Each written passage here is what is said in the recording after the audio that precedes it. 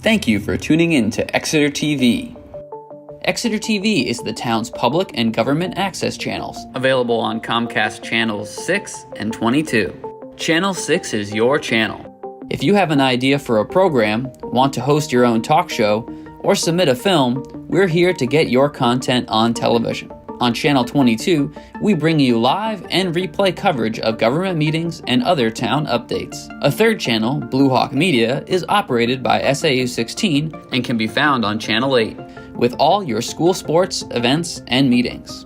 You can watch Exeter TV online at exeternh.tv, Apple TV, and on Roku. Find us on social media for extra content. Subscribe to our YouTube channel and hit the bell to get notified about live streams and new content. Tune in to our platforms every other Friday to watch the Exeter Biweekly Report, with recaps of recent events, updates from town departments, and messages from nonprofits in your area. If you head to our website, exeternh.tv, we invite you to sign up to our newsletter to receive monthly updates about new content, upcoming meetings, and more. We'd like to thank you for taking the time to watch Exeter TV and hope that you tune in to our other content as well.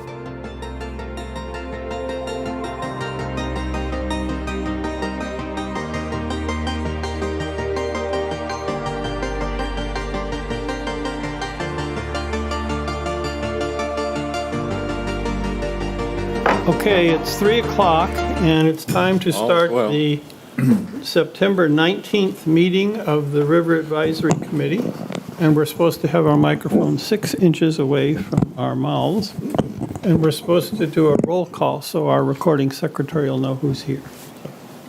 Start off, Warren Biggins. Rod Borden. Lionel Ingram. Richard Huber. Nico Papakostendis. Terry Harmon. Okay, we have a quorum, so we can continue. And the first order of business is to look at the draft minutes from the last meeting, which was July. And does everybody have comments on page 1? Okay, well, I have a couple comments. On 74, the line that starts on 74, it looks like it needs punctuation. He noted they took 3 borings, looked at monitoring wells, comma, water level. There needs to be a couple more commas in there to make that sentence readable. Beyond that, I would like to ask that the recording secretary, when there is a acronym showing up in the document, it would be nice for that acronym to be expanded on first use so I would know what it's about. I hate to admit that I don't know all these acronyms, but anyway, there's one on 43 CIP, line 58 VHB, which we all know what that means. 88 has PAR, 100 has ARPA, and 105 has SRF, and then on 120 it's FEMA. And you can always look these things up and find out what they mean, but I think it would be better pattern just to at least on first use in the document, spell it out so everybody knows what that stands for. Okay, any other comments on the draft minutes? Seeing none, I guess we can ask, move to approve with the changes I mentioned? Changes, yes. Okay. And I will second it. So Lionel has moved that we make the changes, and Warren has, did I get that right? Warren? Rod seconded it. Okay. That being done, next thing on the agenda is to invite Paul to come up and tell us what's going on with river-related issues.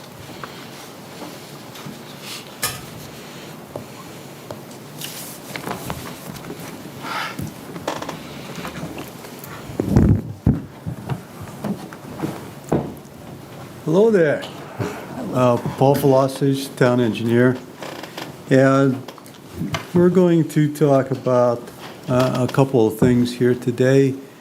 One is the pickpocket, where we're at with funding type requests.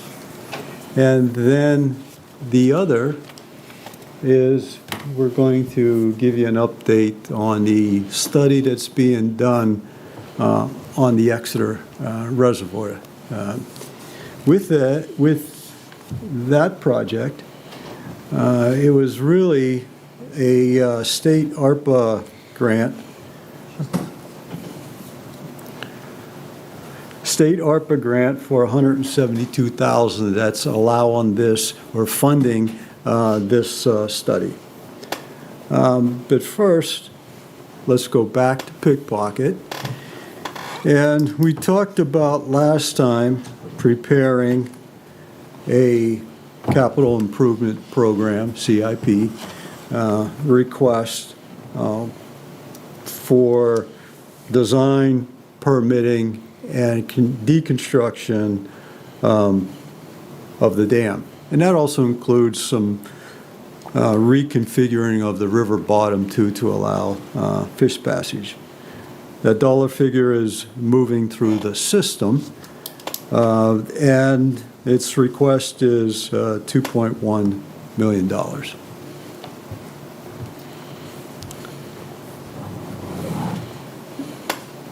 The other way of getting money is to apply for grants and see what is out there that we can take advantage of. And you folks have seen Stephanie Haddock from VHB at a lot of these meetings. She's been in the background doing actually most of the work. So I'd like her just to talk about what has been done, what's being explored, and that sort of thing. Yeah, thanks, Paul. Yeah, Steph Hudock from VHB. Jake, sorry you couldn't be here today, so thanks for letting me fill in. So a few updates on the work that we've been doing so far for Pickpocket in regards to obtaining funding. So this past August, we've worked with New Hampshire DES on putting together a letter of interest for the Coastal Zone Management Habitat Protection and Restoration Grant. So like I said, we submitted that August 15th. If we're selected to present or provide a full proposal, we'll hear back on October 1st, and then that full proposal will be due January 9th. The other grant that we're looking at is through the Great Bay 2030 program. I'm not sure if you've heard of it. Trevor is actually a part of that program, but essentially it's the result of a philanthropic donor who created this Great Bay 2030 program, and their mission is to support a healthy Great Bay estuary system. So they have a bunch of funds that are their third year of funding, and there's a bunch of different subcommittees that look at projects to recommend for funding, and Pickpocket Dam has been recommended as one of the projects. So that letter of interest is due October 2nd, and then we would hear back sometime in November, and if we are invited to provide a full proposal, and if we are, that is due December 4th. So everything all lining up together. The other one we're tracking is the New Hampshire DES Dam Rehabilitation Removal Grant for municipally owned high hazard dams. And then the last is reapplying for the NOAA Barrier Removal Grant. I know you guys are familiar with that one. So that one is anticipated to come out in fall of this fall. We did debrief with NOAA on our application that we submitted before, just to get feedback and see what we can do better for next time, and we got some good feedback, so we plan to implement that. The other one that came across our desks, I think it was early last week or this week, was a U.S. Fish and Wildlife Service National Fish Passage Program. So we're starting to look into that one to see if that would be an option for Pickpocket as well. So those are some opportunities. Do you guys have any questions on those? Of all of these, the NOAA grant is the one that we really want, right? I mean, that's the... That would cover everything. Yeah. What's nice about potentially the CZM grant, we're calling it the Coastal Zone Management Grant, that one has the potential to cover a good portion of the project, but it has a time frame that may not line up with the adaptive management program that we want to complete for Pickpocket 2. So we could squeeze everything in, but that one has the potential of covering a lot of it as well. The Great Bay 2030 grant would only probably cover design costs, but it'd be nice to get started on that at least, versus a lot of these opportunities wouldn't become available until next summer. So that means we'd be waiting to get started on that until next summer, whereas I believe Great Bay is earlier in the spring where that funding would get released. So Do we have an idea of how various of these options would affect our property tax?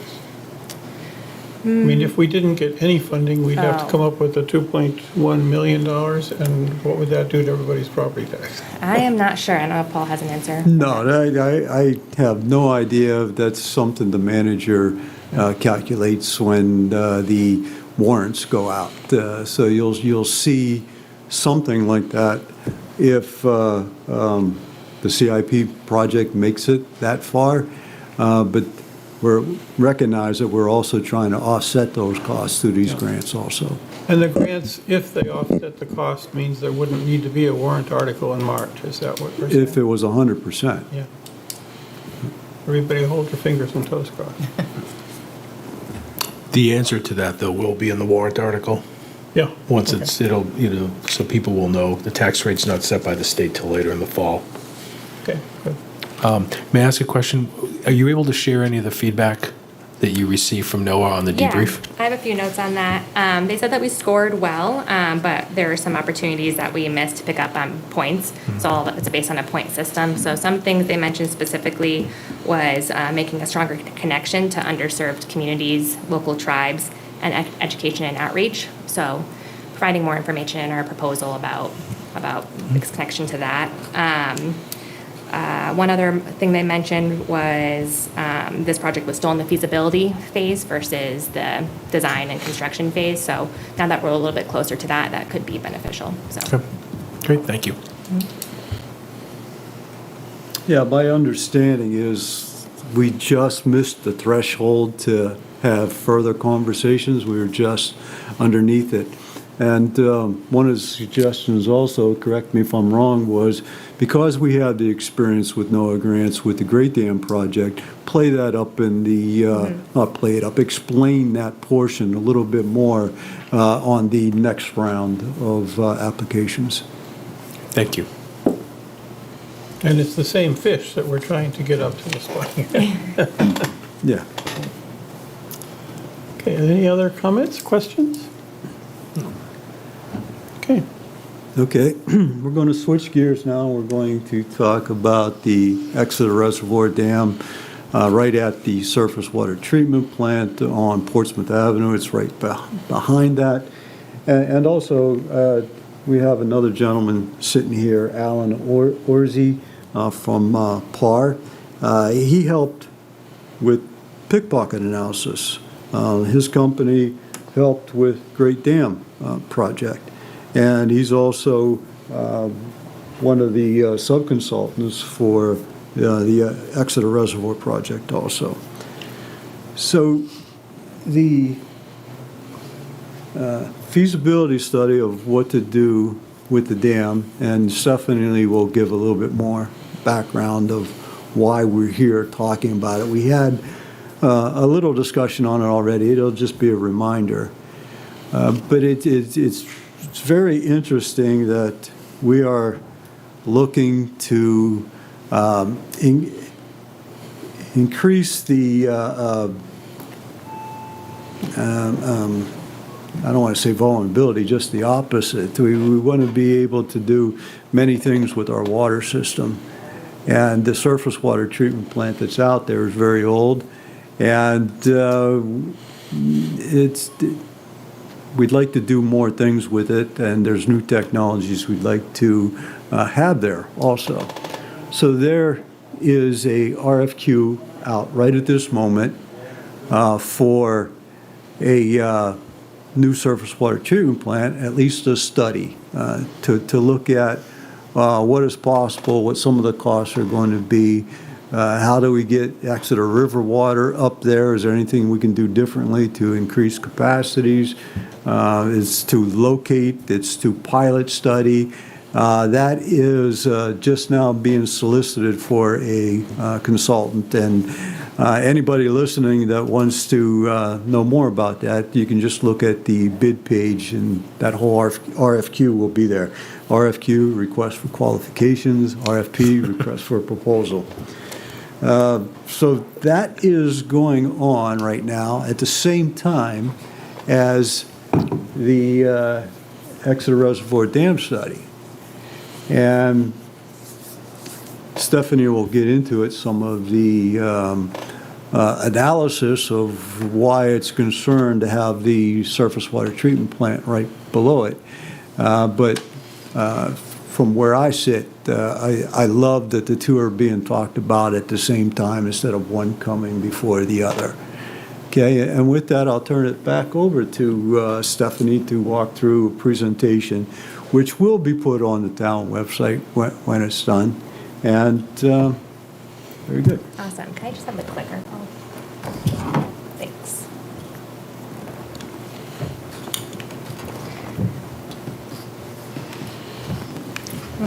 Maybe not.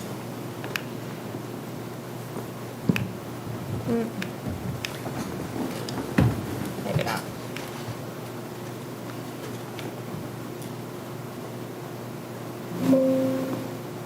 There we go. There's no side button. There's a button here. Clicker. We're having trouble Yeah, with the but I clicker, huh? also could be user error No too. worries. I'll just double check. Okay. Might not click. Well, he's working on that. We kind of already went over the location. So as you know, we're just upstream of Portsmouth Ave here, and the water treatment plant, and it's fed by Dearborn Brook there. So you've seen some of this information before, but a little bit has been updated as the project's been ongoing, so just wanted to keep you up to date on it. So as a reminder, where it's an earth face dam with a concrete face, it has a steel sheet pile going through the dam along the entire length to prevent seepage. One update from before is it's actually about a 49-foot long spillway. So before we talked about it having 3 7-foot long spillway bays, where if you can see the kind of vertical face on that picture there, we also have two about 13-foot long spillways too. So acting more of like a labyrinth spillway. The dam is a high hazard dam, and it's listed as in a poor condition due to its lacking spillway capacity. It provides drinking water for about 4,500 customers, and it is just you said, upstream of the water treatment plant. Water is also pumped over from the Exeter River as well, near Gilman Park. So some background on how we got here.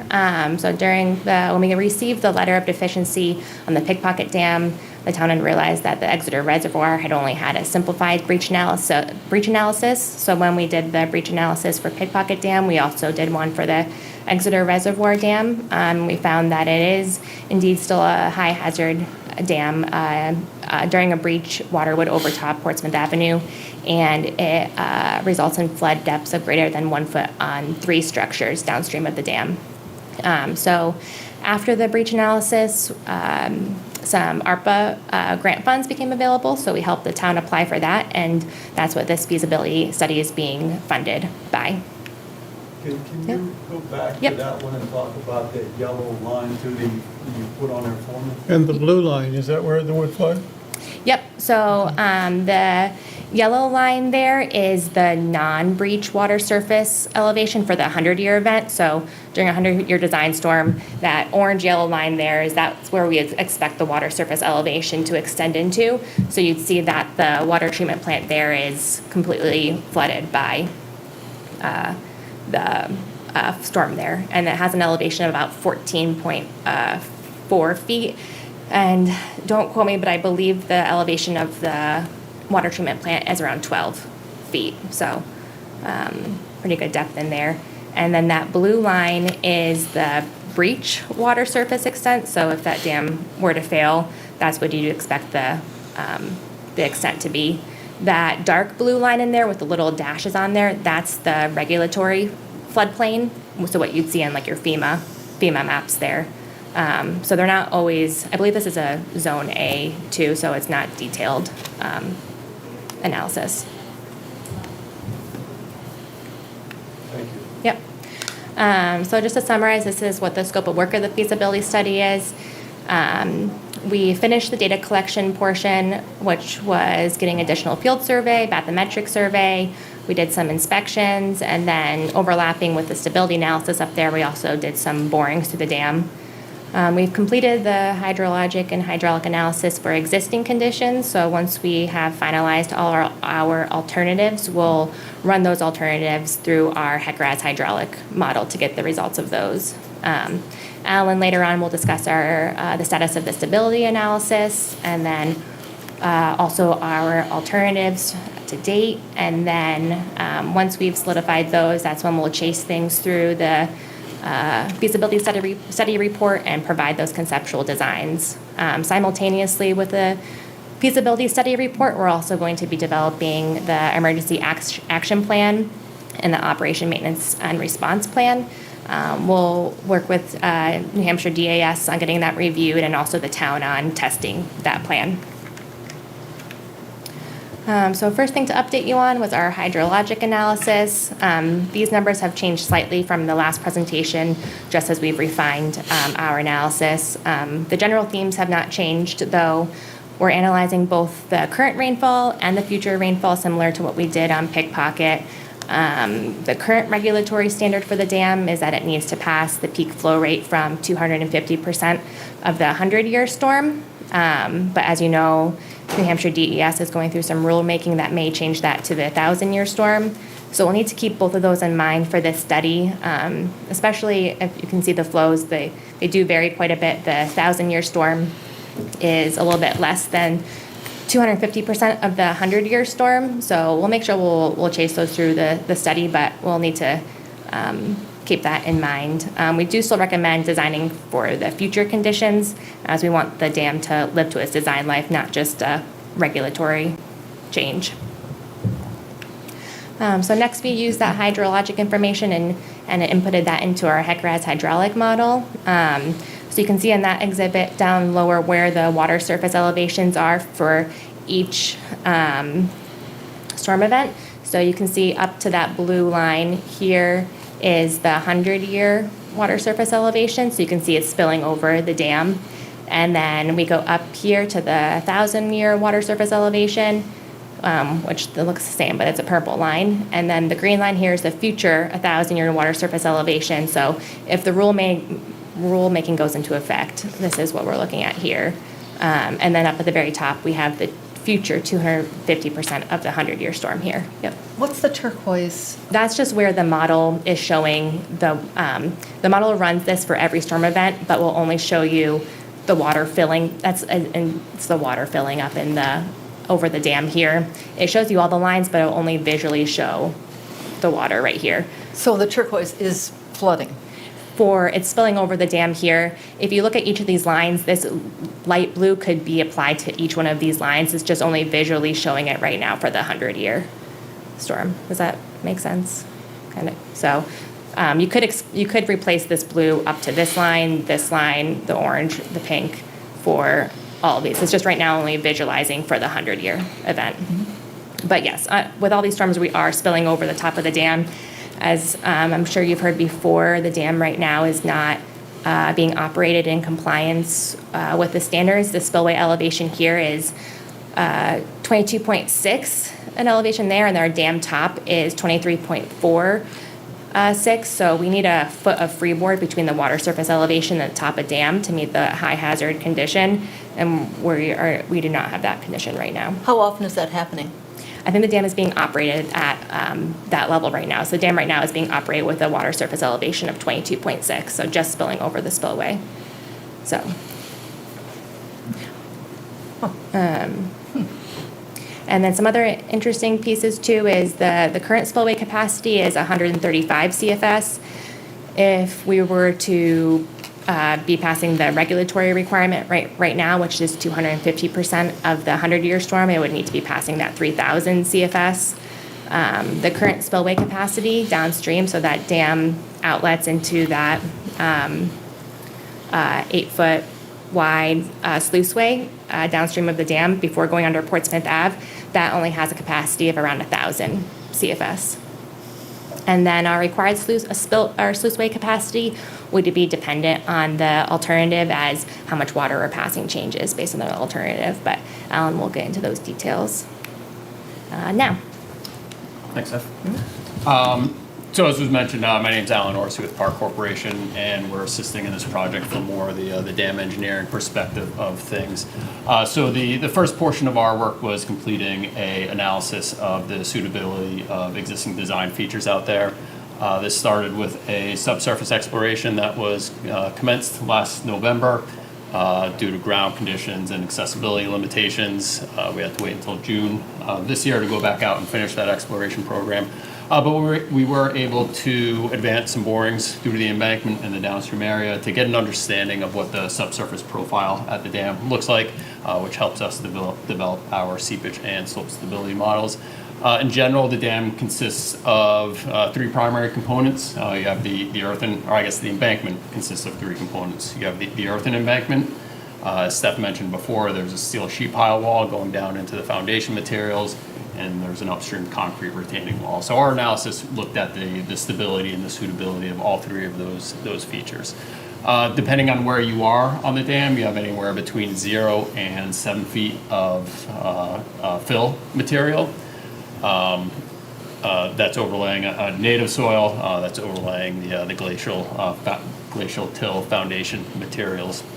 So the first element we looked at was the stability of the sheet pile wall.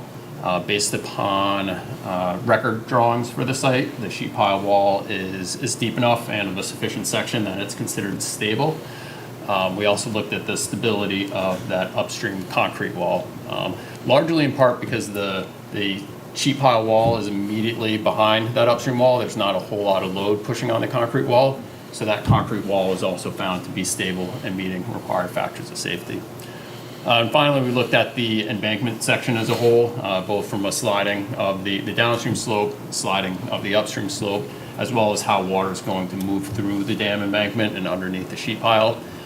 In general, it had adequate factors of safety, except for two of the loading cases that we looked at during the SDF, or the spillway design flood. That's the 2.5 times the 100-year storm event, as well as during seismic loading events. Factors of safety were not met. In fact, the graphic that we're showing on the bottom there shows a slip surface in green in the cross section. The bottom of the big one.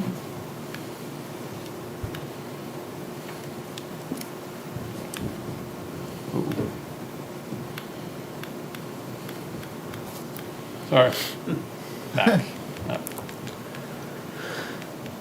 It was a quick Gave brief. you a sneak preview of the findings here. Which one's the? This one. Big No, one. the arrow. Oh, the The top pointer. one. This one. You hold it down. There we go.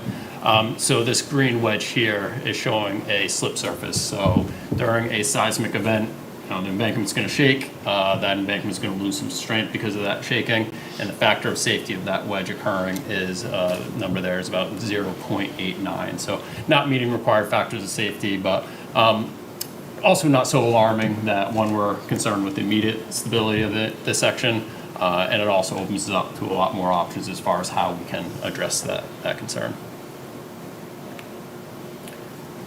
So before we jump into formulating a variety of alternatives as far as how we can address the slope stability, the seepage, and the discharge requirements for the dam, we took a look at our design constraints out here.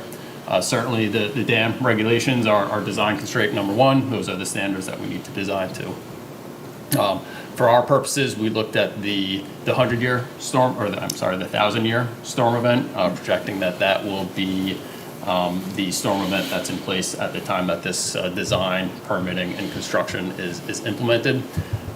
We also looked at it from a future rainfall standpoint, so that we didn't design to the current 1,000-year storm event and then build something and have it be out of compliance a couple of years later as precipitation patterns change. From a slope stability standpoint, we referenced NRCS, Natural Resources Conservation Service, technical release TR60. New Hampshire doesn't have specific design requirements for embankment stability. They direct us to federal standards, so that's why we use NRCS in this case. The surface water treatment plant is also certainly a constraint for us. And we'll touch a little bit more on the alternatives that impacts. But the presence of that structure downstream limits some of our options or complicates some of our options. So we can talk about that in a bit. We also have the Waterworks Pond Road going along the right abutment of the dam. So maintaining access and use of that road was another constraint that we needed to consider as part of these alternatives. And then finally, we have a small seepage concern during maximum pool events. So that's something that we needed to incorporate into our designs. So initially, we wanted to formulate some alternatives that would address each of the deficiencies identified at the dam. And the initial approach we took here said, okay, typically if we're looking to increase the hydraulic capacity of a dam, we have kind of three realms of options we can look at. We can make the dam taller so that we can have more depth of flow going through the spillway. We can make the spillway longer so that we have more flow going over the spillway. Or we can protect the dam so that it's safe for water to flow over the top of the dam. So our formulation really started at looking at incremental increases to the top of dam elevation and what that would mean for the required spillway length that we would have to have at the site. Raising the dam 0 feet, just from, as Steph mentioned before, the dam's already non-compliant with design requirements because it only has 0.8 feet of freeboard. So that's really not a practical solution out here. We did look at lowering the pond level, but to achieve that, you'd have to lose 85% of the water supply capacity, which just isn't a allowable option for a water supply structure. So we just went through 1 foot or 6-inch raises and back calculated what the width of our spillway would need to be. So that column to the right is the conceptual length of spillway that we would need. So we use that to kind of bookend and start to formulate what the different design solutions could look like out here. So we took all these pieces together and tried to piece together some alternatives that would be feasible and practical for the site. So the first alternative we looked at was to raise the top of the dam 4 feet. If we raise the top of the dam 4 feet, that would result in a required spillway length of 120 feet. 120 feet is a long spillway to construct, so we look at it as a labyrinth section, which is take that 120-foot long spillway, squeeze it together into an accordion pattern as shown in that left picture there, so that we get that required length of flow, but our footprint isn't so big. So the option here, or the alternative here, is showing that 4-foot dam raise with earth fill and installation of a 120-foot wide labyrinth at the location of the existing spillway.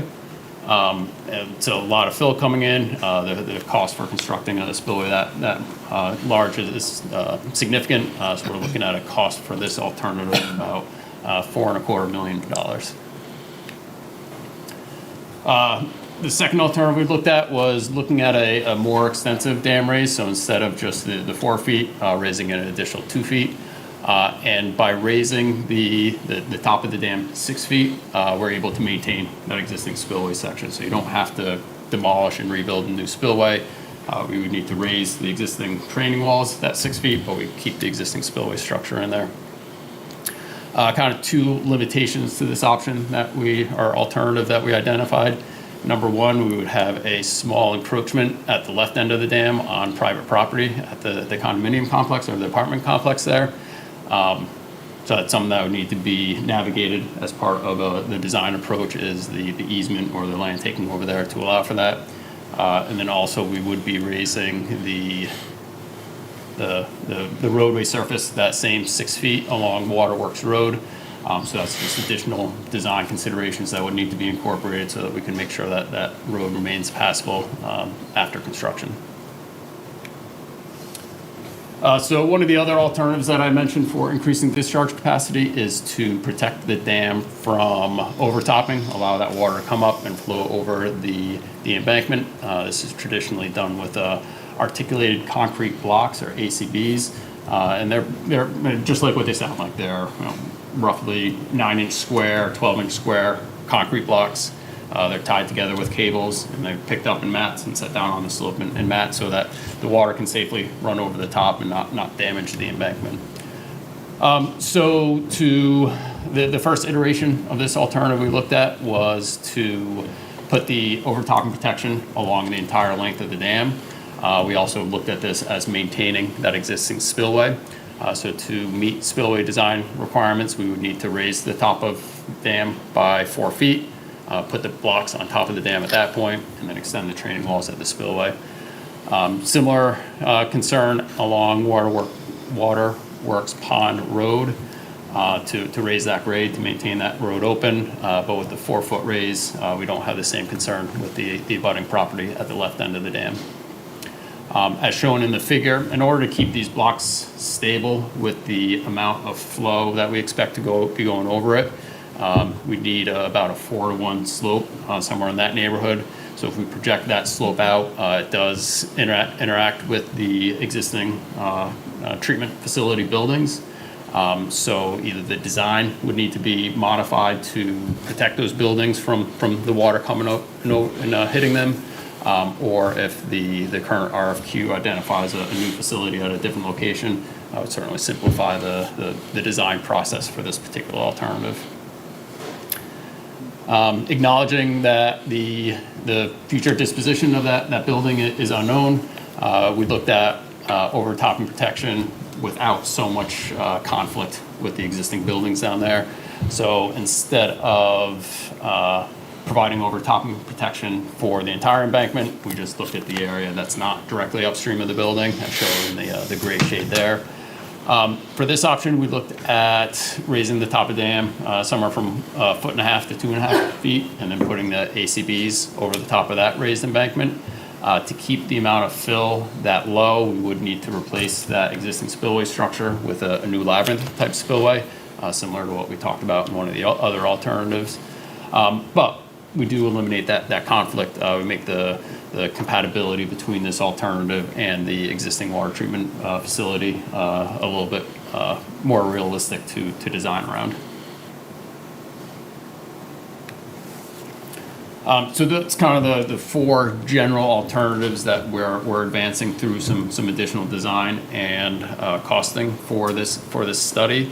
But we're not just looking at the dam, we're also looking to the implications of modification to the dam, to the downstream area, specifically flooding between the dam and the downstream roadway and its impacts on the water treatment facility. Steph mentioned before that current channel downstream of the spillway only has a capacity of 1,000 CFS. So through discharges from the spillway, there's a chance we're going to overwhelm that existing channel, which is going to result in flooding on Waterworks Pond Road as well as within the water treatment facility. So we started conceptualizing some options as far as what kind of improvements would be required downstream as well. So we looked at some options for increasing the size of that channel to better keep water within it, both by making it wider and deeper. We also looked at what could we do with the Portsmouth Avenue culverts to help move flow away from the dam so that we're not resulting in so much flooding downstream. Some of these additional considerations downstream we're still vetting a little bit, but we just wanted to make sure that it was clear that the work doesn't necessarily just stop at the dam. There might be some improvements required in the downstream area as well.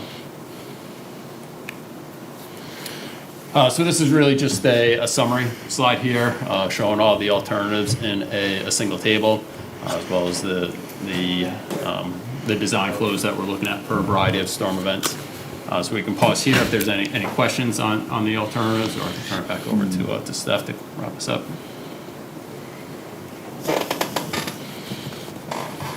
Do we have a date that this has to be accomplished for a high hazard dam like we do for the pickpocket? No, we don't have a letter of deficiency that we're trying to meet in time. We do have deadlines based on the grant funding, so the schedule's on the next slide here. We are looking to have everything wrapped up before December 1st. The grant deadline is January 1st, so we're looking to have it done a month early there to make sure DES has everything. So this is our schedule right now, so a lot to get done in the next few months. So as a result, DES might come up with a letter of deficiency with a date on it. Is that possible? I'm not sure how that works necessarily. I think they know that we're working on this right now and putting together a plan, so I'm not sure what their internal process is on that. Maybe Paul could speak to that more, but they know this is something that we're working on. So. Lots of progress. Okay, any comments, questions? Nope. I guess you're happy.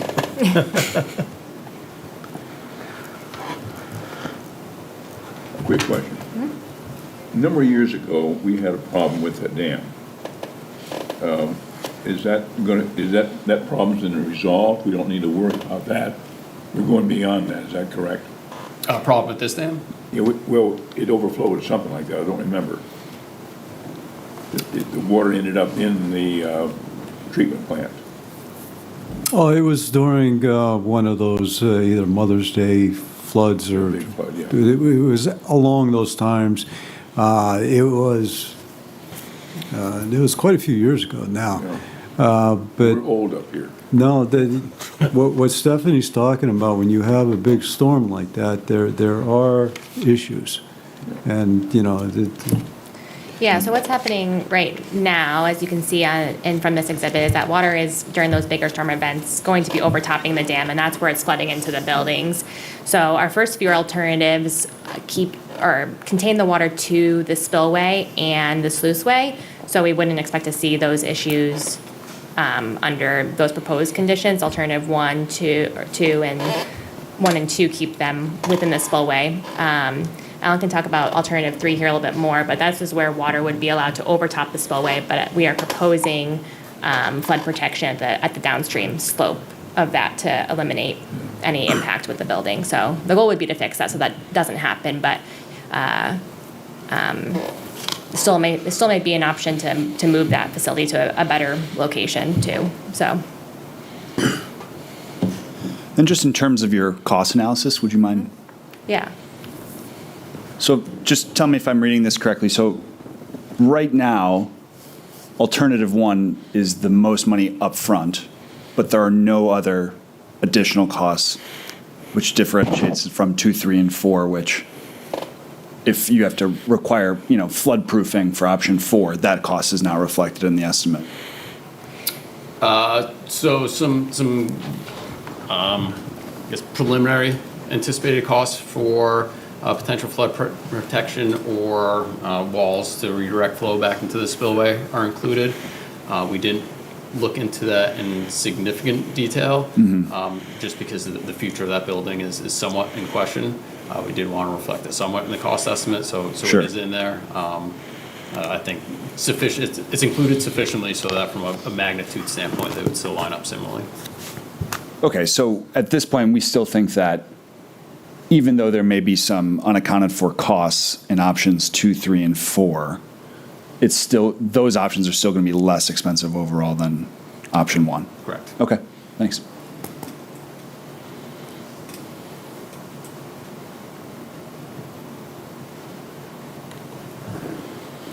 Stephanie, can you repeat what you were talking about with the culvert under Portsmouth Avenue? I'm trying to make a connection with this project, the flows that it would need to accommodate and what is out there now. And I think in one of your sketches I saw, an additional culvert to be installed. Can you talk a little bit about that? Yeah, Alan, do you mind? So because of the way that this system is set up hydraulically, you have this concrete channel that's going to 2 6x8 culverts underneath the roadway. But with the spillway sizes and the flows that we're looking at, flows from the spillway overwhelm the capacity of that culvert. Not so much that it overtops the road, but enough that it backs up water, floods Waterworks Pond Road as well as the treatment facility. It's a pretty steep driveway coming down there into the facility, so that whole area would be ponded up based from as a result of the backwater from the culvert. So, the options here are looking to try and alleviate some of that flooding concern, or at least to reduce the frequency that it might happen. Is that where you're also considering a bridge? Is that a bridge for Portsmouth Ave? So right now it's 2 culverts. From a screening standpoint, we've identified alternatives of either adding another culvert in there or potentially taking out the 2 culverts and just putting in a single bridge. Gotcha.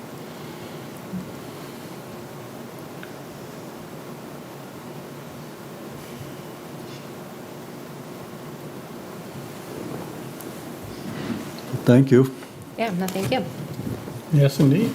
And that's about all that I have. Okay. So, next item is other business. Any other business? Public comment? A quick question again. As I understand, we're not currently forced to do this. This is our own choice. Yes, that's my understanding. Yeah. Okay, so just a little bit of the timeline here. We've known that this was a high hazard dam since I've worked here in 2008. I've known that. And I've known about the flooding instance that you brought out also, that was a big to-do because that was supplying water to the town. You couldn't do that. We had the Great Dam Project that had letter of deficiency. That was going on for a while. We finally fixed that. Through the breach analysis, letter of deficiency that we were asked to do on Pickpocket,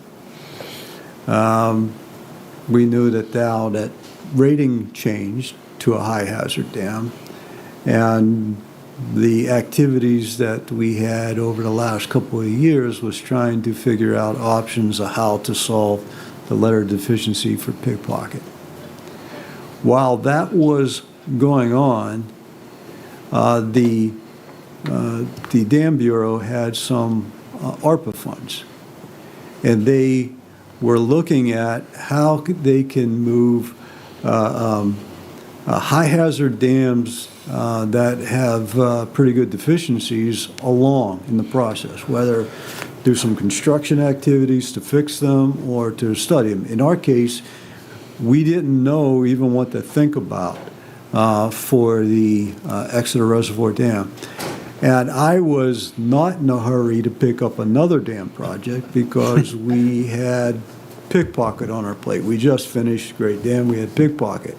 So this grant funded this study 100%. And so that's why it was going on concurrently as a way of understanding this and knowing that we're going to have to eventually solve this. And it was an opportunity, and I have to thank the state of New Hampshire for this too, because it's helping our understanding of the Exeter Reservoir Dam. Good idea. Yeah. I might also point out as well that even though there's not a letter of deficiency, it's a dam that's known to not be in accordance with applicable regulations, so. Eventually the letter will come. Eventually the letter will come, but I don't even know if necessarily you need a letter of deficiency to say whether or not it's required if it's not in compliance with regulations. So are you all ready to come back to a meeting on October 17th and tell us how all this got resolved? No. No. We have, unless we get an amendment, till the end of the year to totally button this up and getting it all paid for and that sort of thing. So there'll be a report. But unlike the Pickpocket Dam that we just went through, there's a lot of moving parts in this one that still need to have time to figure out. Surface water treatment plant being probably the number one. Are you going to try to have a different location for it, or are you going to try to keep it in the same location? Because that weighs heavily on how this all goes together. So I don't think we're going to have a one confirmed option of how we're going to deal with this until some of those other items get solved. So I think they'll have recommendations, maybe a couple of options or whatever, but I don't think it's going to say, now it's time to choose one of these. That's for down the road. Well, but does the public deserve another public meeting to see where we are, or see what's happened, or see how Well, things... let's wait till we finish this study, and that won't be until December. December. So you're thinking we don't need to meet October, November? For this particular project, no, and I can't think of anything else in the meantime. Yeah.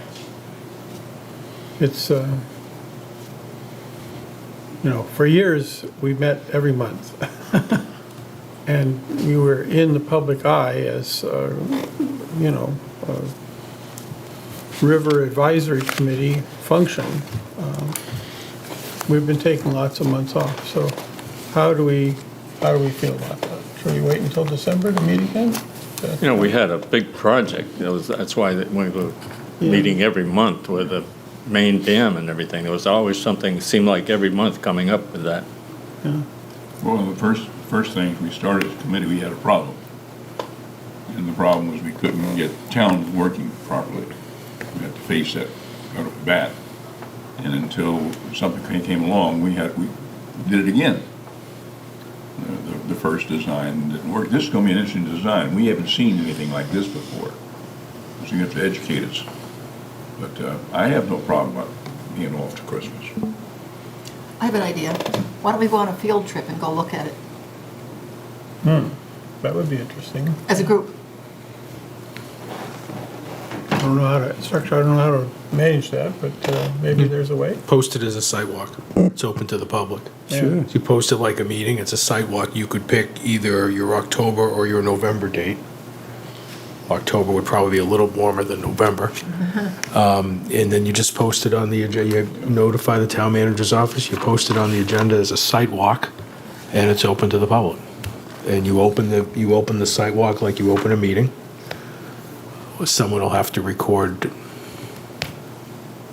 somewhat of what we talked about. The other dams are there. We can look at them. We've seen them. But this one is stuffed off in the corner. It's got a building in front of it, a number of other things related to it. It might be very useful to do that. Could I suggest October 17th at 1 o'clock? Is that between your meeting of the Supreme Court? Still picking up the pieces from that. Well, I like the idea, but I'm not at all sure how to make this happen, or where we're gonna meet, or how we're gonna meet, or we just show up on a street and walk? Is that how it works? You show up in the location. Yeah. So if you go into the Waterworks Road that's been referred to, down to the Sportsman's Club, but before that, right by the dam, there is several areas that you can park there. It's where people park when they're fishing. So there's areas to park there. Yeah, I'm not aware of any of this, so I need help sorting out what this means, but, Paul, would you be willing to lead us out and point out things and or get somebody to do it? Yeah, we're going to have the consultants there that would be able to describe on site the issues that were being talked about there. You might not be able to see that culvert underneath Portsmouth Avenue. That's all groved in. I can't even see it. And I'm not going in it right now. Yeah, we could make that happen. And also I could give you, the chair, a sketch so you can give to everybody of where to meet. okay. Does that sound all right to you guys? Try to make this go. We haven't done this before in my history with the meeting. Okay, and then we'll meet Now, again. that's not the third Thursday, is it? It is. It is a third. Yeah. Okay. Is that a problem? No?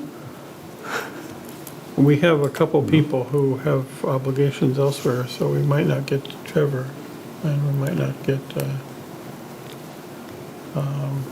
Dan? Dan. Well, Dan and Carl Wickstrom might have a conflict too. So the next meeting, when we meet here, would be December 19th, third Thursday of December. Okay. Okay.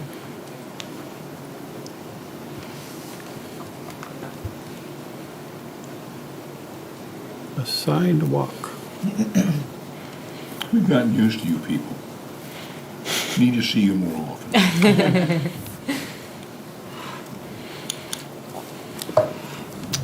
Okay, well, I believe that we're ready to conclude. Do we want to Need a motion. adjourn the meeting? Motion to adjourn? Wait, when are we going to do the site walk? October The 17th. sidewalk will be October 17th at 1 o'clock.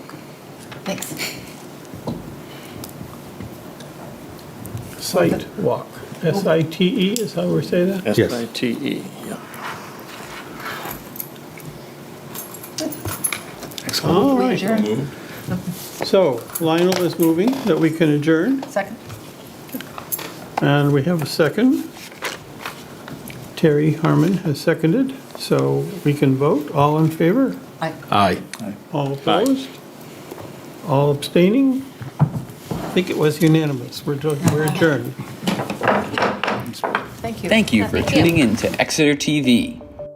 Exeter TV is the town's public and government access channels, available on Comcast channels 6 and 22. Channel 6 is your channel. If you have an idea for a program, want to host your own talk show, or submit a film, we're here to get your content on television. On Channel 22, we bring you live and replay coverage of government meetings and other town updates. A third channel, Blue Hawk Media, is operated by SAU 16 and can be found on Channel 8, with all your school sports, events, and meetings. You can watch Exeter TV online at exeternh.tv, Apple TV, and on Roku. Find us on social media for extra content. Subscribe to our YouTube channel and hit the bell to get notified about live streams and new content. Tune in to our platforms every other Friday to watch the Exeter Biweekly Report, with recaps of recent events, updates from town departments, and messages from nonprofits in your area. If you head to our website, exeternh.tv, we invite you to sign up to our newsletter to receive monthly updates about new content, upcoming meetings, and more. We'd like to thank you for taking the time to watch Exeter TV and hope that you tune in to our other content as well.